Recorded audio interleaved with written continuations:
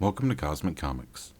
1998 saw a huge Marvel annual crossover event, Atlantis Attacks, which spread across 14 different titles annuals, and most of these were major titles: Thor, Iron Man, The Avengers, X-Men, 3 different Spider-Man titles. I'm eventually going to get around to telling this story, but first there's another story told in the back pages of each of these annuals.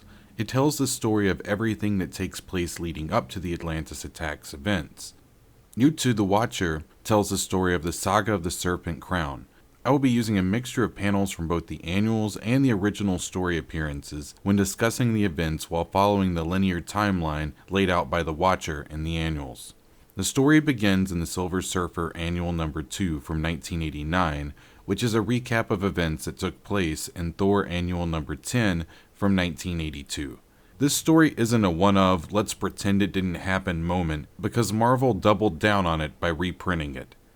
This little-known story of creation has big implications for the Marvel Universe. The events set in motion here will ripple across the next several billion years. After the formation of the universe, and after the formation of Earth, there was a period where our planet stood void of life, but ripe with the possibility of it.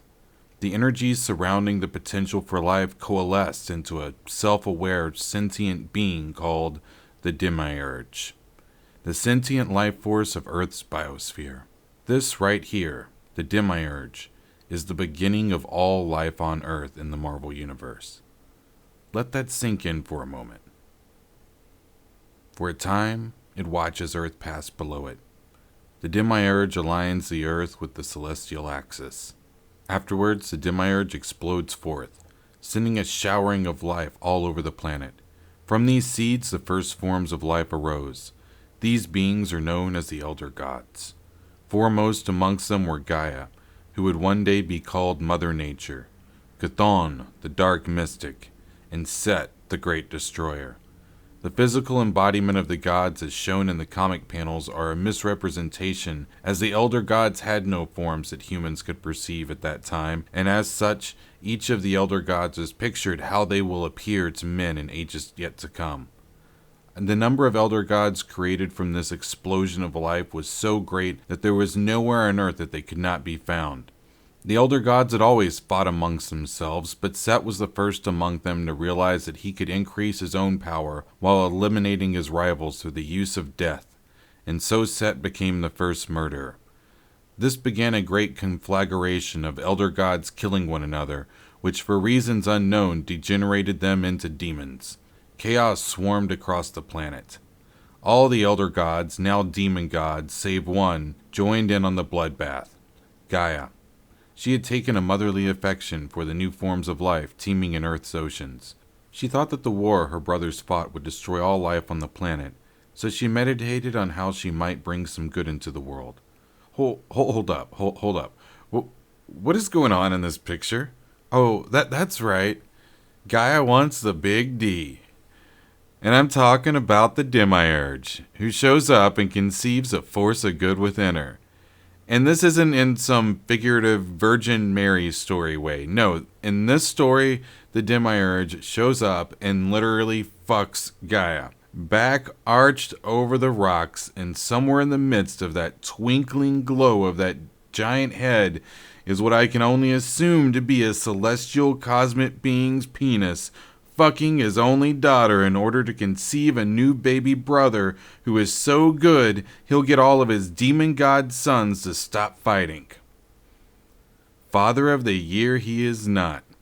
Afterwards, he doesn't call, doesn't drop by, doesn't do a damn thing. He busts a nut and takes off. Gaia crawls through a very vaginal-looking cave back to the womb of the earth, where she rests until Adam was born. Adam, first of a new generation of gods, whose power was the awesome energy of the blazing sun. Adam destroyed and absorbed hordes of demon gods. Eventually this led to his own form becoming misshapen by the ugliness of those he consumed. Thus Adam transformed into Demigorge, the God-Eather. Only a sliver of the Elder Gods remained after Demigorge finished his purge. Gaia was allowed to remain. Chthon kept his link to Earth by inscribing his mystical knowledge onto the indestructible parchments of the Darkhold. He then fled into the nether dimension just in time to escape Demigorge. Set observed how Chthon had created his portal and thus created one of his own. Before leaving, Set and his followers cast off their physical bodies like snakes shedding their skins, and thus their ethereal bodies remained invisible. Demigorge destroyed the husk they had left behind and thought his task complete. He flew high into the sky where he dissipated his energy, casting forth God stuff from his body. He returned to the form of Adam and merged with the sun. Once man rises into being, they are touched by the spirit of Adam's divinity, cast forth from the sun.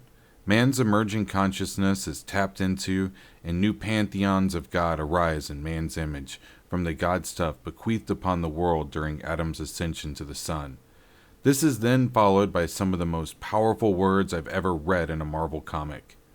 And thus came to be all the gods of earthly legend, great pantheons of diverse divinity, given substance by the Demiurge, given form by the mind of man.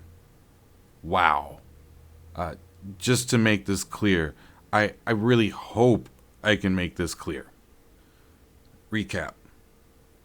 All the gods of mankind in the Marvel Universe are the result of the Demiurge releasing his energy to create the Elder Gods, who degenerated into demon gods, followed by the Demiurge's son Adam, transforming into Demigorge and absorbing the Elder Gods. With nothing left to destroy, Demigorge flies into the sky, releasing God stuff energy and reverting back to Adam.